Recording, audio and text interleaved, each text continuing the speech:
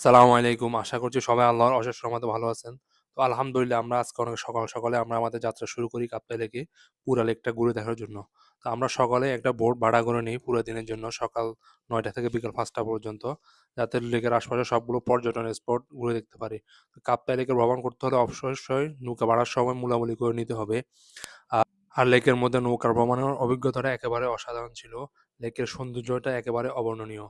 বাস্তবে এত কাছ থেকে লেক না দেখলে লেকের সৌন্দর্য বর্ণনা করা একেবারেই সম্ভব না।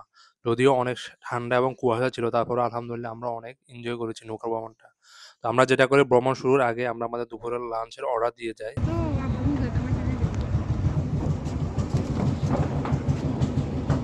আমাদের ১ম স্পট হচ্ছে একটা আদিবাসী বাজার। এই বাজারটা বিখ্যাত কারণ এখানে পর্যটকরা এসে অনেক আদিবাসীদের হাতে বানানো পণ্য কিনে নিয়ে যায় এবং লোকাল কিছু কৃষি পণ্য যেমন ঝুম চাষের যে চালগুলো আছে, বিন্নি চাল এগুলো এবং কিছু পাহাড়ি আনারস। এগুলোর জন্য এই বাজারটা অনেক বিখ্যাত। তো আমরা অল্প কিছু কেনার চেষ্টা করি। আমাদের পরবর্তী স্পটের জন্য আমরা রওনা হয়ে যাই। যেহেতু আমাদের অনেকগুলো স্পট ঘুরে দেখতে হবে। আমাদের পরবর্তী গন্তব্য হচ্ছে একটা আদিবাসী গ্রাম।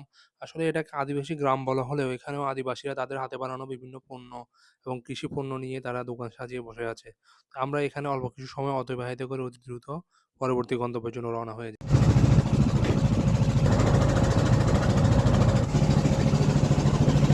তো এখন আমরা আছি আমাদের পরবর্তী গন্তব্যের উদ্দেশ্যে। আমাদের পরবর্তী গন্তব্য হচ্ছে সুবুলং ঝর্ণা।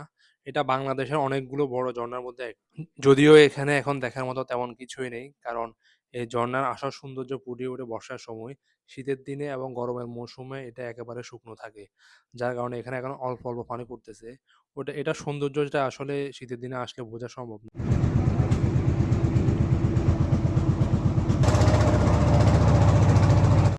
তো আমাদের পরবর্তী গন্তব্য হচ্ছে জুম পাহাড়। জুম পাহাড়টা সাধারণত যারা পাহাড়ে ওঠার ইচ্ছা আসে অথবা পাহাড়ে ওঠার শখ আছে তাদের জন্য। আর পাহাড়ে উঠতে হলে অবশ্যই অনেক পরিশ্রম করতে হবে, অনেক ডেডিকেশন থাকতে হবে কারণ এটা অনেক ধৈর্যের কাজ। তো যারা পাহাড়ে উঠতে চান অবশ্যই জুম পাহাড়ে উঠতে পারেন।